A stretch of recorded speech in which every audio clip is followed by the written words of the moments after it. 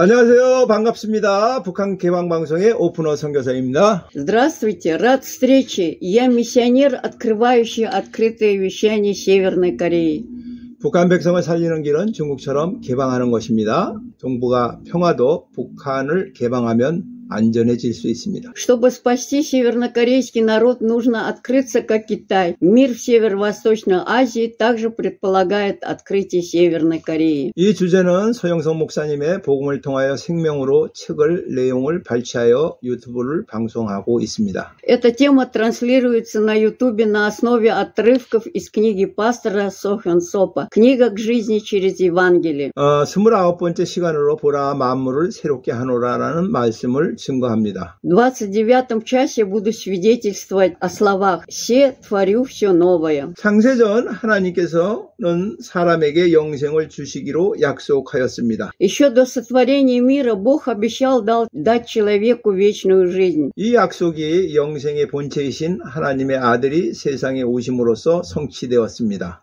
Это обещание исполнилось, когда Сын Божий, личность вечной жизни, пришел в мир. 영생을 얻는 자는 아담 안에서 태어난 옛사람으로 사는 것이 아니라 새로운 존재로 살아야 합니다. 이것이 영생의 삶입니다. Те, кто обретет вечную жизнь, должны жить не как ветхие люди, рожденные в Адаме, а как новые существа. Это вечная жизнь. 하나님과의 관계에서 우리가 그리스도와 연합하여 하나님 안에 거함으로써 온전함에 이르는 모습으로 나타납니다. В наших отношениях с Богом мы, кажется, достигаем совершенства, соединяясь со Христом и пребывая в Боге. 인간관계에서는 하나님의 이종 사랑으로 형제를 사랑하고 복종과 사랑의 존재의 법에 근거하여 살아가는 삶입니다. В человеческих отношениях это жизнь любви к братьям Божьим, разнородной любовью и жизнь, основанная на законе существования, послушания и любви. 또한 영생의 삶은 피조물 곧 만물 안에서 나타납니다. Также жизнь вечной жизни проявляется в творении, то есть во всем. 영생의 삶은 구체적으로 만물과 거기에 속한 자연 그리고 우리가 날마다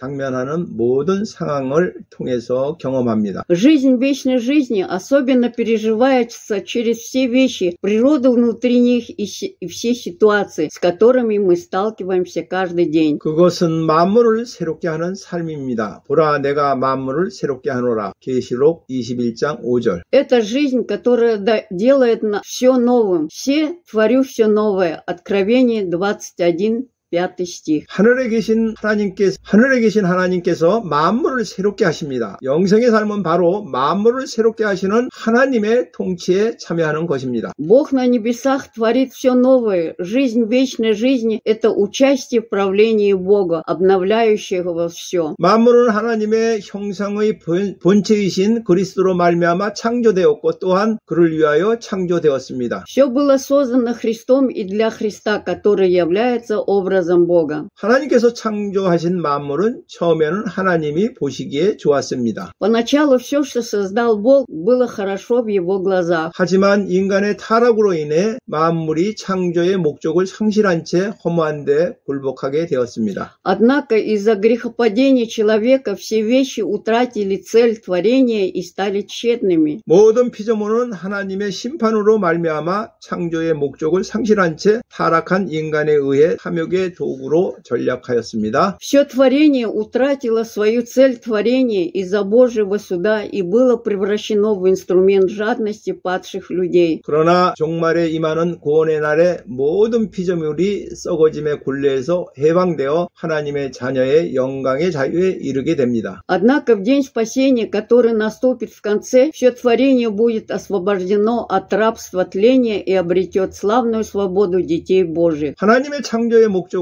상실한 만물이 영생의 삶을 사는 자로 말미암아 그의 본래의 목적대로 사용이 됩니다. Все, что утратило Божью цель творения, используется по своему первоначальному назначению теми, кто живет вечной жизнью. 만물은 하나님의 것이나 사람에게 한시적으로 맡겨져 있습니다. 맡은 사람이 한시적으로 사용할 뿐입니다. Все принадлежит Богу, но временно вверено человеку. Он предназначен только для временного использования сегодня ответственным лицом. 우리에게 맡겨진 소유는 언젠가는 반드시 그 주인이 되려는 하나님께 돌려드려야 합니다. Доверенное нам имущество однажды должно быть возвращено Богу, нашему владельцу. 그 소유란 우리의 목숨, 시간, 물질, 건강, 직분, 지혜 등을 모든 것을 포함하는 인생의 자체입니다. Этим имуществом является сама жизнь, включая все: нашу жизнь, время, материалы, здоровье, работу и мудрость. 주인이신 하나님께서 직접 사용하지 않으시고 사람이 사용함으로 그것을 불의한 재물이라고 표현합니다.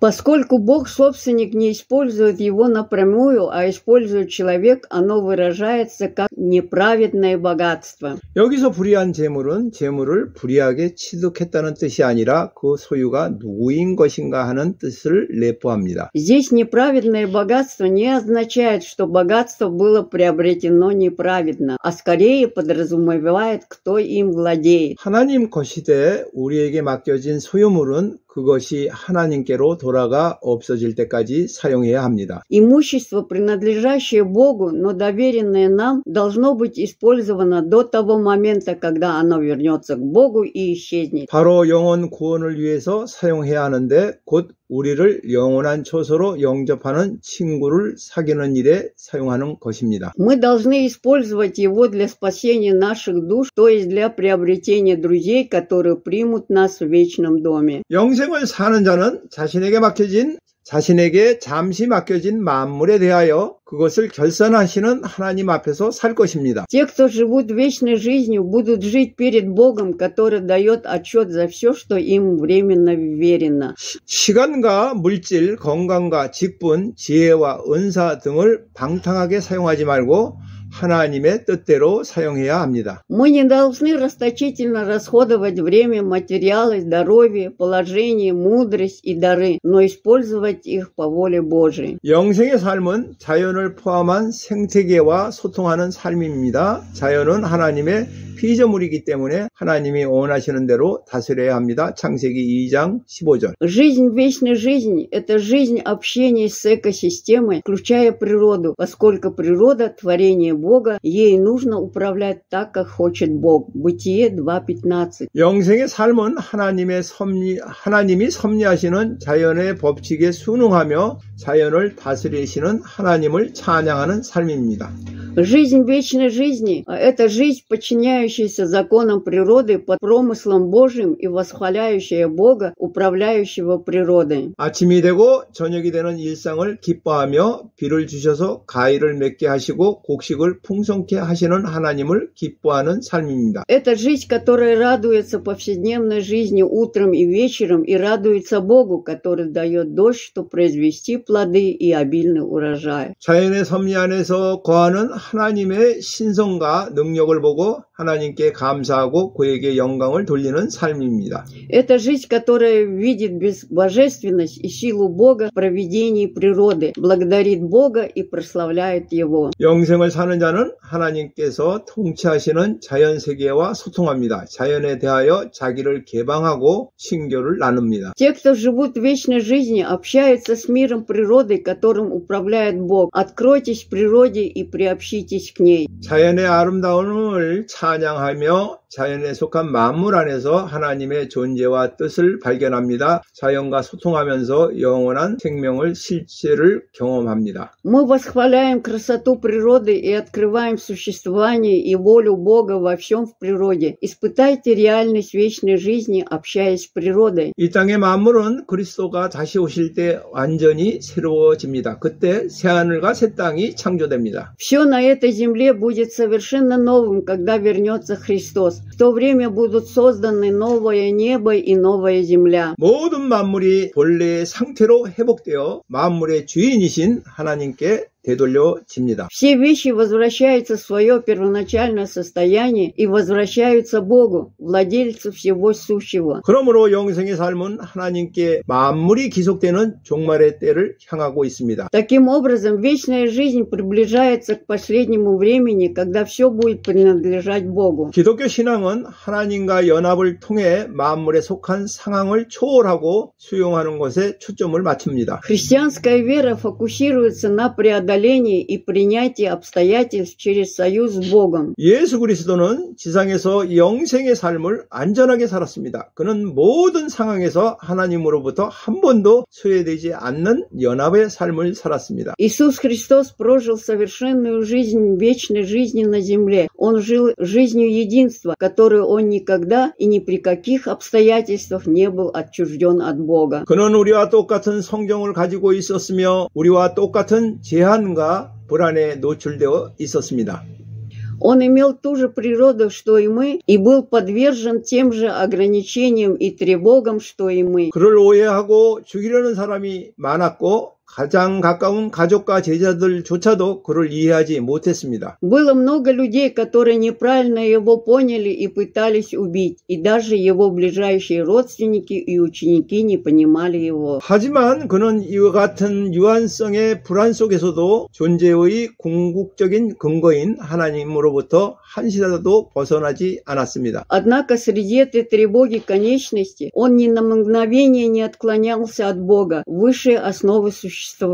실존적 분리의 위협 앞에서 자신의 힘을 사용하지 않고 오직 하나님을 신뢰하고 하나님께 복종하며 그 상황을 넉넉히 수용한 것입니다. Перед лицом угрозы экзистенциальной, то есть разлуки, то есть депрессии, он не использовал свои силы, а лишь доверился и повиновался Богу и великодушно принял ситуацию. 그에게 유일한 고통이 있다면 창세전부터 연합이 되어 있던 아버지로부터 분리되는 것이었습니다. Его единственной болью была разлука со своим отцом, с которым он был соединен еще до основания мира. 십자가에서 죄인들을 위하여 죽으심으로 아버지와 단 한 번에 분리되었던 고통, 그것이 그에게 가장 큰 고통이었습니다. Боль от того, что он всего лишь однажды отделился от отца, умереть за грешников на кресте, была его величайшей болью. 엘리 엘리 라마 사막다니 하시니 이는 곧 나의 하나님 어찌하여 나를 버리셨나이까 하는 뜻이라. 마태복음 27장 46절. Или Эли лама сабахвани, что означает Боже мой,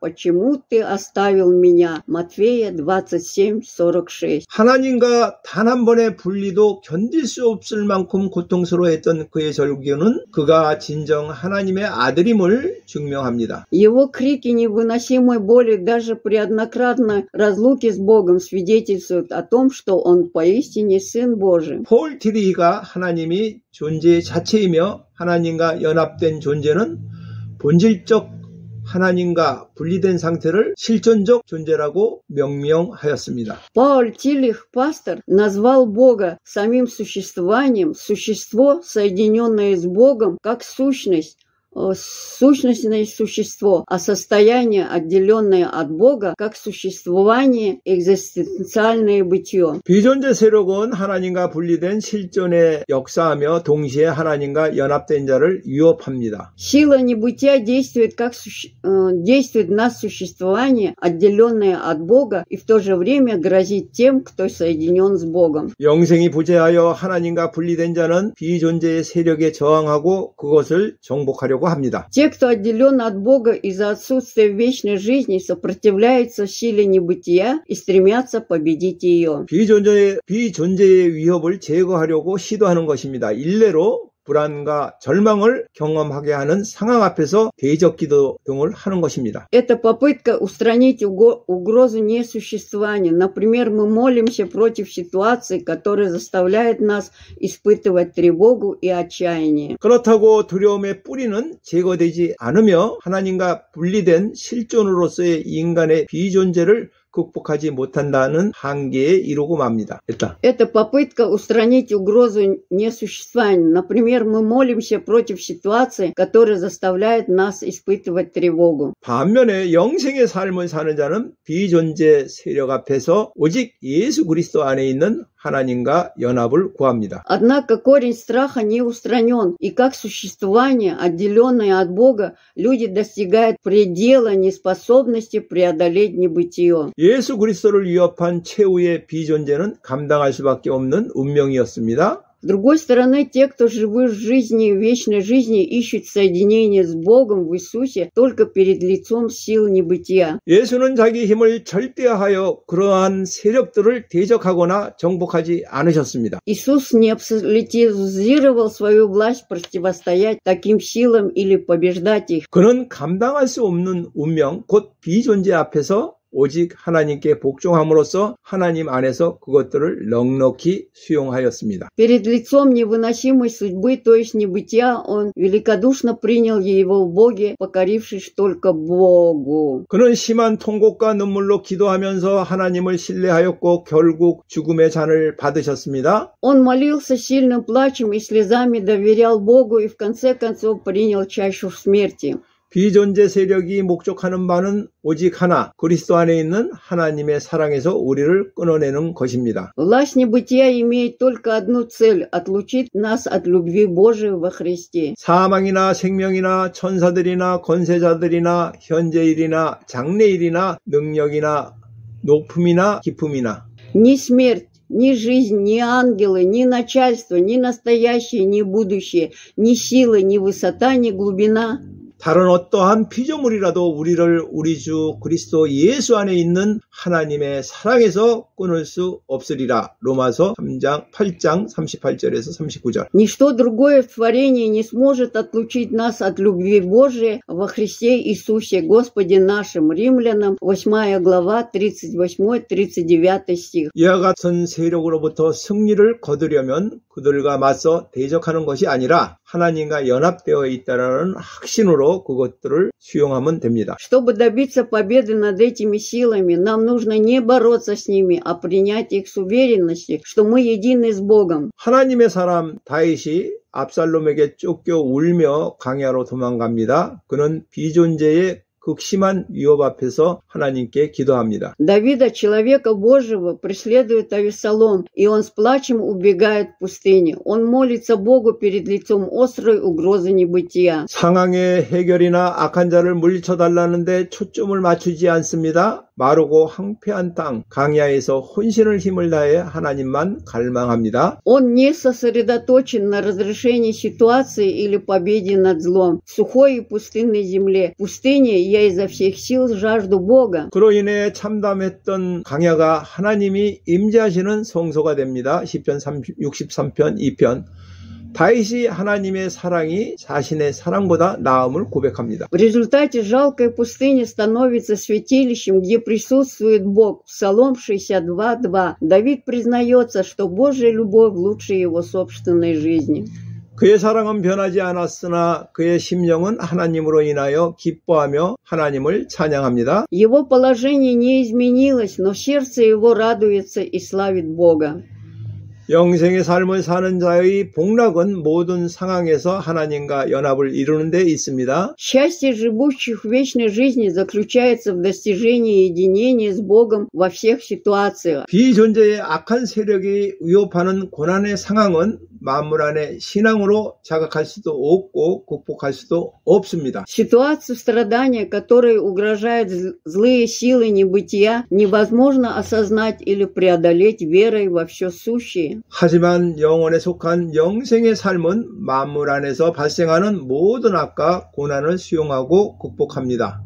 Однако жизнь вечной жизни, принадлежащая вечности, принимает и преодолевает все зло и страдания, происходящие внутри всего сущего. 피조물을 통해 역사하는 모든 비존재의 위협 앞에서도 그는 그리스도 안에 있는 하나님의 사랑을 신뢰함으로 넉넉히 승리합니다. Перед лицом всех угроз небытия, действующих через творение, он более чем побеждает, доверяя любви Божией во Христе. 영생의 삶은 이 땅에서 완성되지 않습니다. 하나님으로부터 오는 이종 사랑으로 형제를 사랑하며 만물을 새롭게 하는 영생의 삶은 한계가 있습니다. Вечная жизнь не завершена на этой земле. Есть предел вечной жизни, когда мы любим наших братьев разнородной любовью, исходящей от Бога и обновляющей все. 유한성에 갇힌 존재로서 우리는 날마다 비존재의 위협에 시달립니다. 그에 대한 세속적 보상도 주어지지 않습니다. Будучи существами, оказавшимися оказавшимся в ловушке конечности, мы каждый день страдаем от угрозы небытия. Никакого мирского вознаграждения за это не дается. 하지만 영생의 삶은 하나님의 사랑과 공의에 기초한 더 나은 삶을 지상에서 실현하게 됩니다. Однако вечная любовь позволяет нам реализовать лучшую жизнь на земле, основанную на Божьей любви и справедливости. 그리하여 더 나은 교회, 더 나은 사회, 더 나은 나라를 위하여 공헌하게 합니다. Поступая так, мы вносим свой вклад в лучшую церковь, в лучшее общество и лучшую страну. 모든 것은 종말에 완성됩니다. 영생의 삶은 그날의 최후의 진가를 발휘합니다. В конце концов, все будет завершено. В этот день вечная жизнь достигает своей окончательной истинной ценности. 영생의 삶으로 말미암아 빚어진 주와 닮은 모습으로 주님을 맞이하기 때문입니다. Это потому, что мы приветствуем Господа образом, подобным Ему, созданным жизнью вечной жизни. 그는 하나님과 완전한 연합을 이루며 하나님과 완전한 사귐으로 들어갑니다. Он достигает полного единения с Богом и вступает в совершенное общение с Богом. 다음 방송에는 말씀 묵상 적용을 넘어 사귐으로 이끌다라는 제목으로 말씀드리겠습니다. В следующей передаче я выступлю с докладом под названием «Размышления над словом, ведущие к общению, выходящим за рамки применения». 지금까지 시청하여 주셔서 감사합니다. Спасибо за просмотр. 다음 만날 때까지 안녕히 계십시오. Пока, до следующей встречи.